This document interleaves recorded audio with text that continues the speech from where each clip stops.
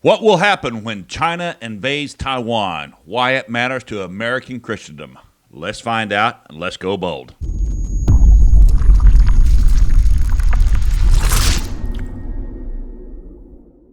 I'm Scott Patton. Thank you all for joining us today for the Go Bold podcast. Please consider hitting that like, subscribe, and share button on our YouTube channel. We'd also appreciate it if you would like and subscribe and follow our website at the GoBoldNetwork.net. That's the GoBoldNetwork.net. The greatest strategic danger to the lost or silent and timid Christians. Now to our top story. What will the impacts be when we have the coming Chinese invasion of Taiwan? And what are the impacts be on America? I'm telling you guys, it's coming. And really, the question is not if, it's when. It's just a matter of time. And the other part of this question is, why do we care? And that's probably what's on the mind of many Americans when this whole topic with Taiwan comes up, and it's probably a little bit confusing. But I want to point out something that happened about 23 years ago. And in 1999, a guy by the name of Robert Seipel was the first ambassador at large for international religious freedom. And Seipel, in his testimony to the U.S. Senate, argued that there are parallels between religious persecution and worldly and national security threats across the world. And the countries that Seipel identified and predicted in the next 20 years in his testimony in front of the Senate was China, Iraq, Iran, and Afghanistan. Wouldn't you say? Would be major security threats based on the model on the number of religious persecutions these countries were dishing out. And I would say pretty much got it right.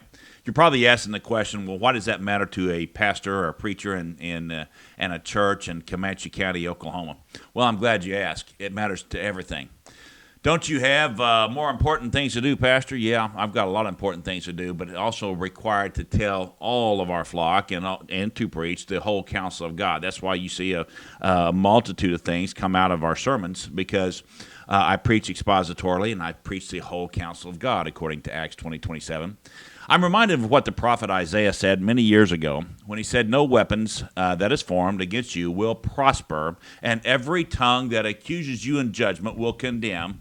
This is the heritage of the servants of the Lord, and their vindication is from me, declares the Lord," Isaiah 54:17. Now, here's what I want you to understand. The Communist China Party, the CCP, right now is doing more to disrupt Christianity on a strategic scale, probably more than any country in the history of the world, and probably, and for sure, more than any country in the world right now. So when you see those prophetic words from the prophet Isaiah, in a worldly game of chess, and you know what I said it carefully, a worldly game of chess, God has already put Satan in checkmate. And indeed, Satan is the father of this world. So his objective is expanding hell as much as he can, and our job as soldiers in the army of the Lord centers on a rescue mission with the Holy Spirit of God for the lost. The CCP of China is a puppet of Satan. I said that, and I want you to understand. The Communist Party of China is a puppet of Satan, and he is using the CCP to disrupt and destroy, he being Satan. Now, one of the great examples of this that we talked about several weeks ago is just the methamphetamine crisis that's destroying our inner cities and our rural communities across the United States. We had 110,000 people die this last year, and this next year we are predicting that about 150,000 are going to die. So just as we reported on this several months ago, but the supplier of all these methamphetamine drugs is one country, and that's China. And what they do, they're giving us fentanyl. They're giving the cartels fentanyl. They're almost giving it away for nothing, and they know that they're hell-bent on destroying America.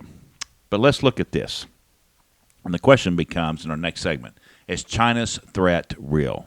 That's the question. Is China's threat real? Now, right there is a picture of two very significantly evil men. You just see them. You see Putin and Xi right there. Very, very evil men. Now, here's what I want you to understand. China's threat to the world is real, folks. And if you compare China to Russia on a strategic operational threat to the United States, they don't even compare, folks. I mean, they literally don't even compare. Yes, they're both nuclear nations, but I will tell you, China is such a gigantic threat to the United States. It's not even close compared to what Russia is. And the fact that both countries are, yeah, I would call them an axis of evil. The fact that both countries are evil, they're cruel, they're greedy, and they're Marxists, and they're puppets of Satan. So I want you to understand this. To understand China, you must recognize that the Chinese Communist Party, or the CCP, has some very specific goals, and they have for a very long time, and that's why they've been in power for a long time.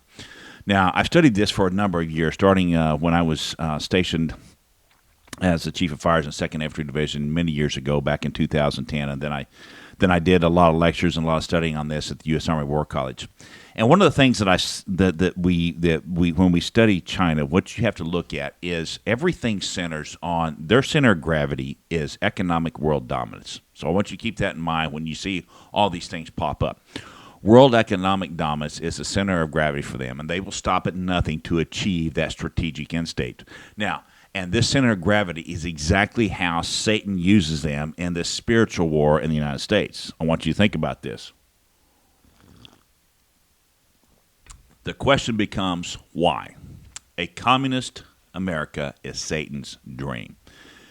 You notice many of the Marxist politicians today would dream to be like China, as long as they're in the powerful class, as long as they're in the controlling class, as long as they're in the elite class. And so therefore, you're going to see, and what you've seen in America, really this started about 25 years ago with this plan that China had. You're seeing a giant sellout of America to China. You've seen it all across the country. You even saw it at Fort Hood, Texas, just this last year, where a Chinese investor, which hence the Chinese government, bought 100,000 acres right outside of Fort Hood. Now, let that sink in, folks. Fort Hood has the largest, it's the 3rd Armored Corps. It's the Phantom Armored Corps. It's the largest Army Corps in the United States. And you've got people from China that in more than likely the Chinese government own 100,000 acres right outside of Fort Hood. Now, just let that sink in for a second. Now, I want you to look at that picture of Sun Tzu. Yes, Sun Tzu, how do you do? This is not a Dr. Seuss book, but I will tell you this. You see that picture of the famous Sun Tzu. He wrote one of the greatest military strategy books of all time, and I still have the original copy that I bought in 1988 at Northeastern State University in Tahlequah, Oklahoma, when Dr. Brad Agnew had us read this in our military history class. But the Sun Tzu wrote the book in 495 BC, titled The Art of War. Now, I'm just going to tell you guys, if you are any type of military strategist or pastor or whoever, you need to read Sun Tzu sometime in your life. That's one of those books that you need to read some point in your life. I frequently go back to it because you will understand China when you understand the writings of Sun Tzu and you understand the writings of The Art of War, and it'll kind of give you some insights on what they're doing. But the best book you could read to understand the insights of what's going on in China is, of course, God's Word. Because I'm going to tell you guys, it's amazing to me right now when you open up the Bible and God opens up his mouth. And I will promise you this, when you read the Bible, you're starting to see the world come alive. But back to Sun Tzu in China. You understand that, and this is why this is so significant that we read the Bible. China has everything is based in Sun Tzu is deception as a military enabler. So when you understand Sun Tzu, you understand China, and you understand deception, you understand who? That would be Satan. That would be Lucifer. In John's Revelation, it says simply this: so the great dragon was cast out, that the serpent of old, called the devil and the Satan, who deceives the whole world, the cast up to the earth, and his angels were cast out with him, Revelation 12:9. So here's what I want you to understand. If we understand that the ultimate enemy is Satan in here, and we understand we're using Sun Tzu as a guide on how China fights today. And it's amazing to me how it's been thousands and thousands of years, and they're still using the Sun Tzu playbook.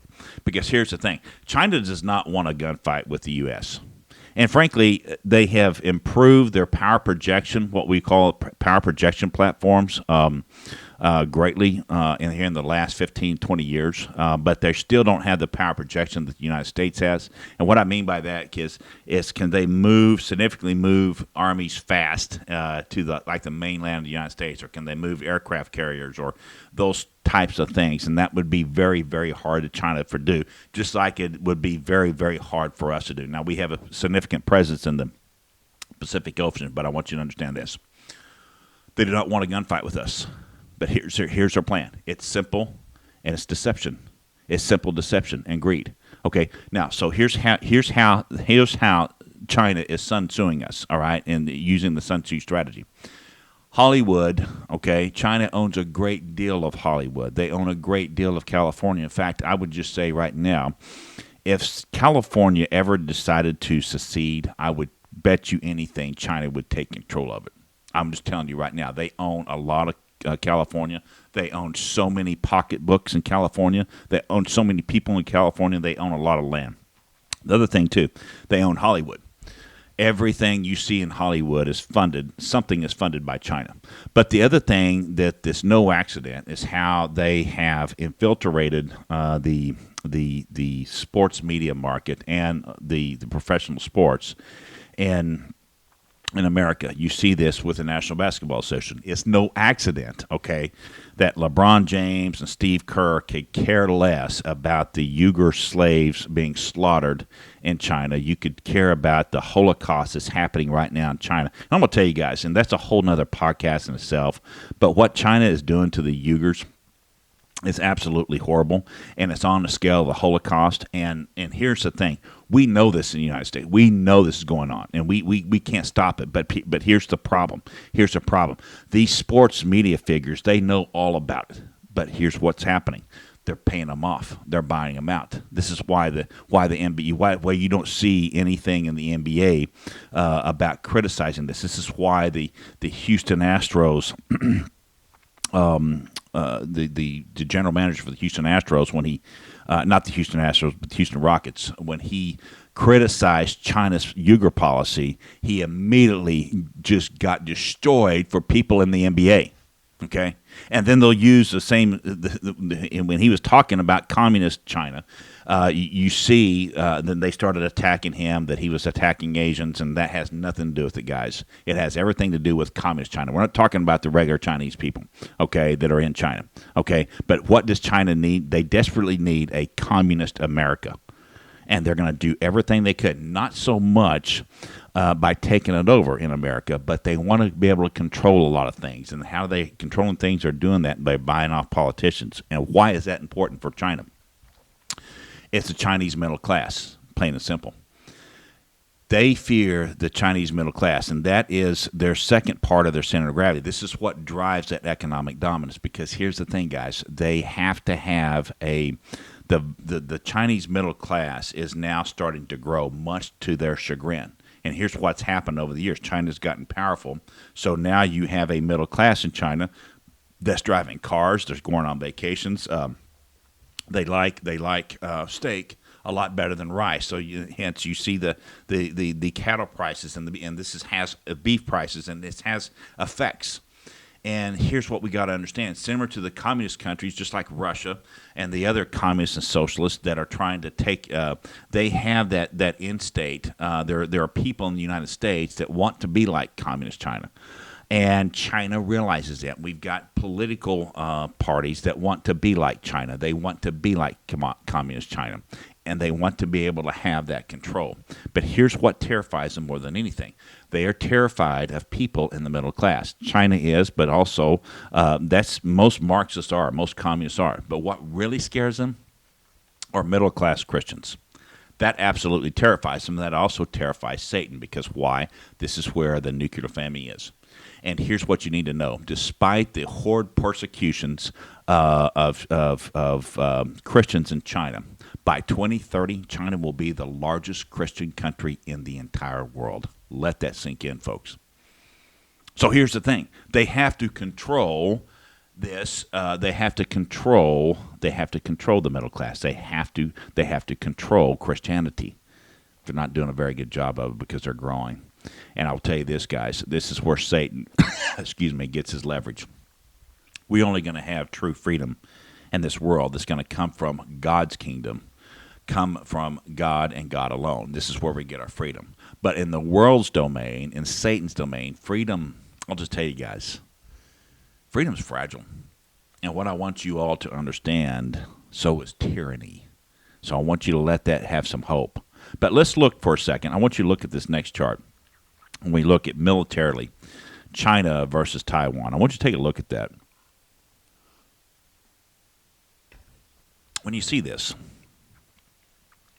map here, you see where Taiwan is. You see where South Korea is, North Korea, and Japan. And you see that this is typically called in the national security realm, we call this the first island chain, and you see Taiwan there.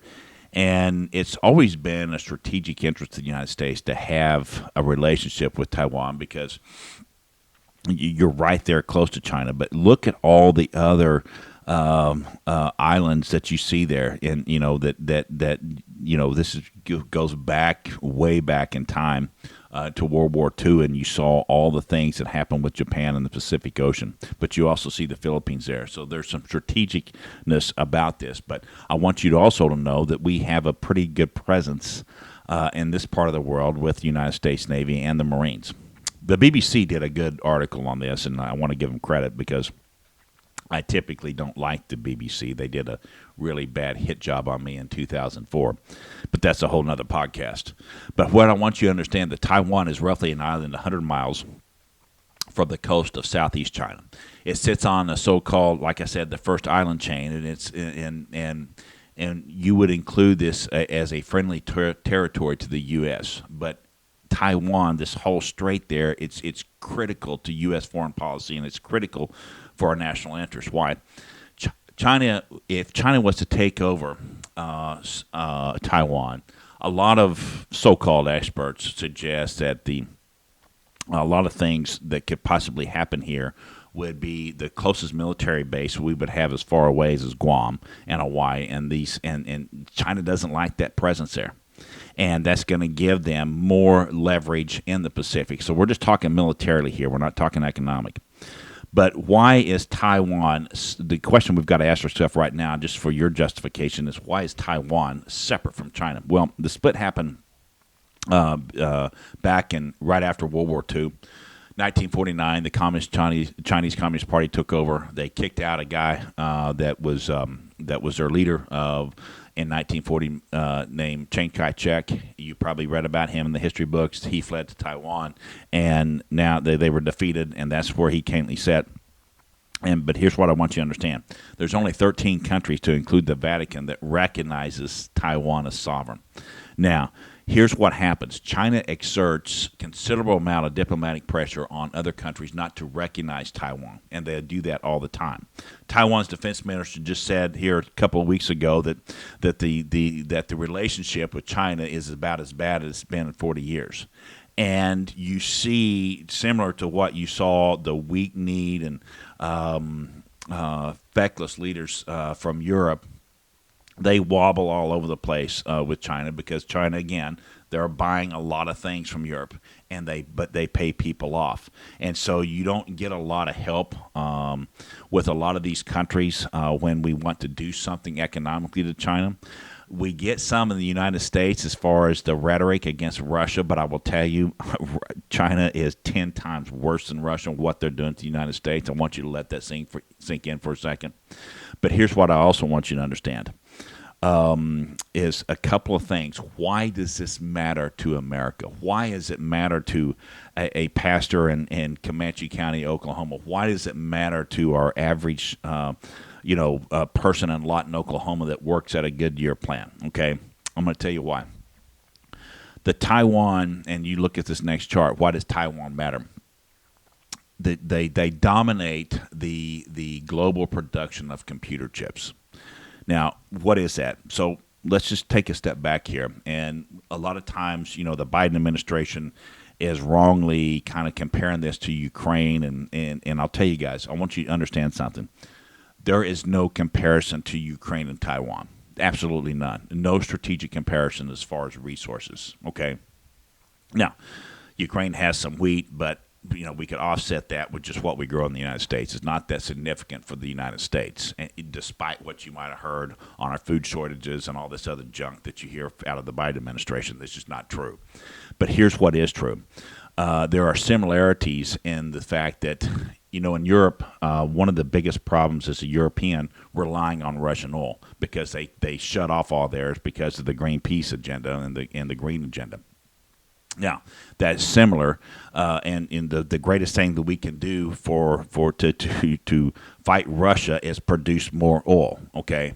Now, similarly on semiconductors and microchips and pharmaceutical, here's what's happening. Those three products, the semiconductors, the microchips, and the pharmaceutical products, are made where? In Taiwan. A gigantic chunk of this market, some estimate 65 to 7% of the world's supplies come from that part of the world. Now, you haven't seen supply chain problems until you see China hoarding computer chips and pharmaceuticals like they're going to do when they take this over. And then they're going to use it as leverage, just like communist countries do. This is what dictators do. They use food as leverage, they use fuel as leverage, and they're going to start using computer chips. Why? Because I'm going to tell you, folks, when you don't get to use this, and this is going to disrupt everything about our economy.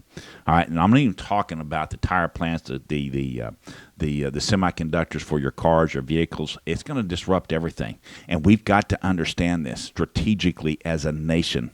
Okay, because here's Bloomberg reported on this about 4 months ago, had a pretty good article on this. The world is dangerously dependent on Taiwan for semiconductors. And when you have the shortage of auto chips that are going to be exposed in the supply chain like we've seen here recently, you're not going to see anything like this in the modern world.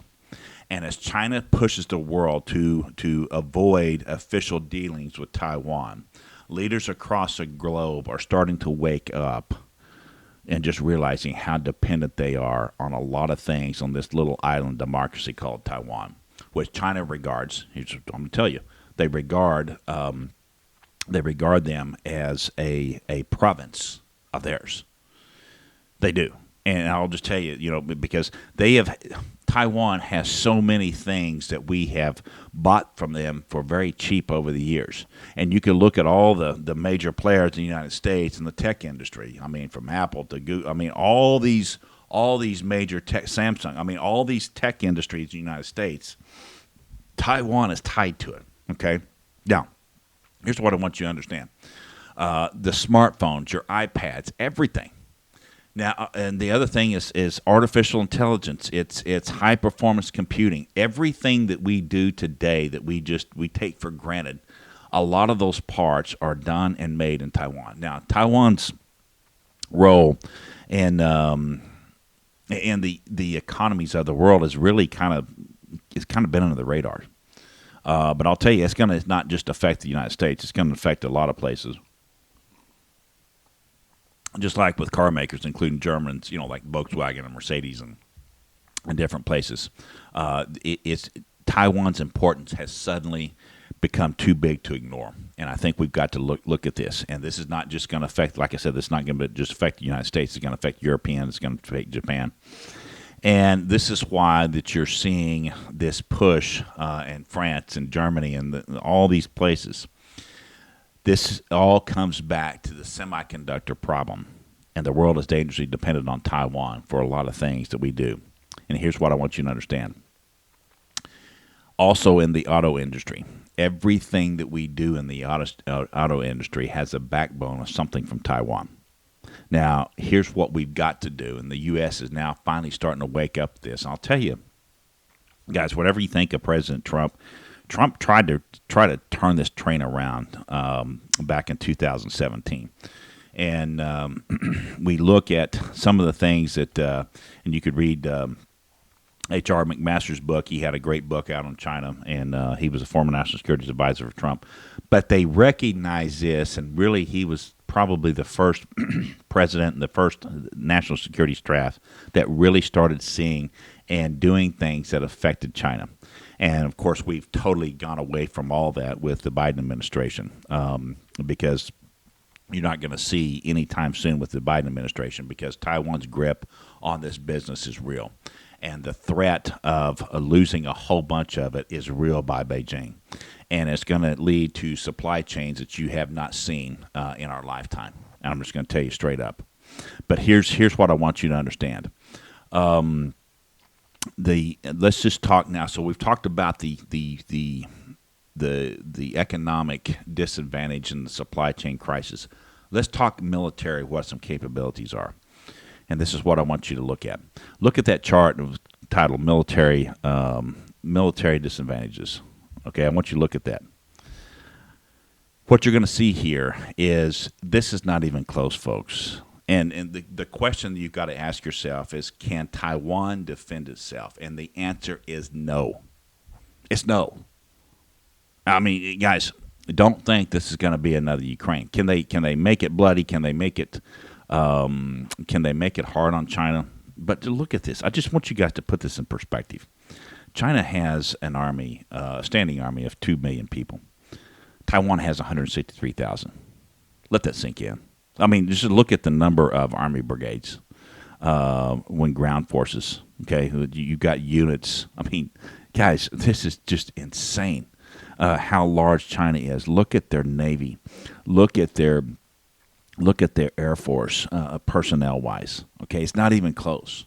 But they don't even have a strategic missile force. They don't even have the type of things that you do to have to defend a country, and they're very small, and they're right off the coast of China. So no, they cannot. Now, could China? Some experts have said China is going to try to maybe attempt to bring in some reunification by non-military means. Yeah, but but in any military confrontation, China's armed forces would absolutely dwarf Taiwan. Period. It won't even be like Ukraine. It's not even close. So I want you to let that sink in. In an open conflict, some predict that Taiwan might be able to thwart at some point to maybe prevent a shore landing. Yeah, maybe for a short time, but not long. But I don't even think it would be that, because here's what I'm going to tell you guys. And even as we're selling arms to Taiwan, like we never did to Ukraine until the Trump administration, and the Biden administration stopped it until Russia invaded Ukraine. This is not something we can solve with an arms problem, because now what we've adopted is this strategic ambiguity, and it means that the U.S. is deliberately unclear on what and how and what we would defend Taiwan to do. Diplomatically, the U.S. currently sticks to the one China policy, okay, which recognizes only one Chinese government in Beijing and has formal ties with China rather than Taiwan. But last Monday, President Joe Biden was asked by a Washington Post reporter, and he said he appeared to say that he would defend Taiwan militarily. And, of course, he said, yes, he would defend Taiwan. I don't think he knew what he was talking about, and it's just sad reality of our state of the present today. And, of course, the White House National Security team walked all that back. Okay, so I want you to understand there's a possibility. And then President Biden tried to make a parallel between Ukraine and China and Taiwan, which you just can't. They're totally two different strategic problems. And the question was asked to President Biden, will it be another action like Ukraine? And President Biden says no. Taiwan can be taken by China anytime they want. And I'm sorry, I got the quote wrong here. He said the idea that Taiwan can be taken by force, just taken by force, is not appropriate. Okay, this is President Biden. It will dislocate the entire region and be another action like what happened in Ukraine. Quote from President Biden. And here's what I'm going to tell President Biden: no, it can't be. China will take Taiwan anytime they want to. And they're going to be a price strategically and operationally. At some point, yes, there will be. There will be. And I'll just tell you guys, operationally, the U.S. cannot defend the Taiwan military. Cannot. Yes, there are some things that we can do in the region, But the biggest impact we can do from the United States is economically. But let's make a bold prediction as we close here. The bold prediction is simply this: China will take possession of Taiwan before the 2024 election. Why is that? Because they want to deal with President Biden. They don't want to deal with anybody but President Biden and his staff. Because I'll just tell you guys, the lack of strategic sophistication in the current Biden administration and President Biden is frankly amazing. It's just frankly amazing. Like many other countries, from Afghanistan to Russia to Iran, they will all take advantage of President Biden's anemic leadership and the Democrat Party. And they understand the Democratic Party loves Marxism and communism. They do. China understands that. And so why not? Why not do this when they have a friendly U.S. government towards them? And it's what it looks like. And it's not going to look like the Ukrainian invasion. Now, here's what I want you to understand. With the spectrum of efforts to isolate Taiwan or to prevent sending exports and receiving exports, you're going to see. But here's what I predict that will happen before the 2024 election. Just like China has done in other regions and to other provinces, they're going to lock Taiwan down, just like a COVID lockdown. And they're gonna infill Taiwan. They're going to, under the strategic auspice of there's some type of COVID problem, there's some type of monkeypox or something that's going to cause them to lock that whole place down. That's what they're going to do, and they're going to do it before the 2024 election. But here's the thing, and they're going to treat it just like they did the Uyghurs. Typically, this would be called a blockade, but they're going to try to use as less military force. But what they're going to do, they're going to surround them, and they're going to choke them out. That's exactly what they're going to do. They're going to try to do it without firing a shot. Just understand that. That's what this whole idea that Taiwan is sovereign. China rejects that war. They reject that flat out. And this whole state of war could exist, okay? And you want to say, well, a blockade is not the current term, but here's what I'll tell you. It is. And what I want you to understand is the RAND Group actually did a pretty significant study on how China would do this blockade and how they would implement this quarantine of Taiwan. Now, unlike a blockade scenario, China's goal would be to cut off the food. They're going to cut off supplies. That's what they're going to do. And it's going to be a de facto sovereignty by controlling the air, controlling the maritime space. You saw the map around the island. That's what they're going to do. And they're going to wait it out. And we're not going to have a dog in the fight. But I want you to remember this. Do you remember what we said about Sun Tzu and deception? This is why China is going to call this a quarantine, and they're going to make it like it's a really big humanitarian thing that they're just trying to help the world by. What Sun Tzu say? The greatest victory is that requires no battle. Now, reducing the risk of escalation and increasing the probability of a favorable outcome really depends on creating more time and more options right now for both sides, the United States and China, because we really can't defend them militarily. I'll just tell you guys, it's going to be hard and to end favorably. But what we can do a lot of things economically, and we need to start looking at those things because we don't have a lot of options here. Now, here's if I were king for a day, this is the course of action that I would pray over. Encourage a greater diversity of semi-production. We've got to start that right now. Taiwan's dominant position in the world right now, we've got to start making those in the United States. We've got to make them in other countries, make them in Central America. I don't care, but we've got to start.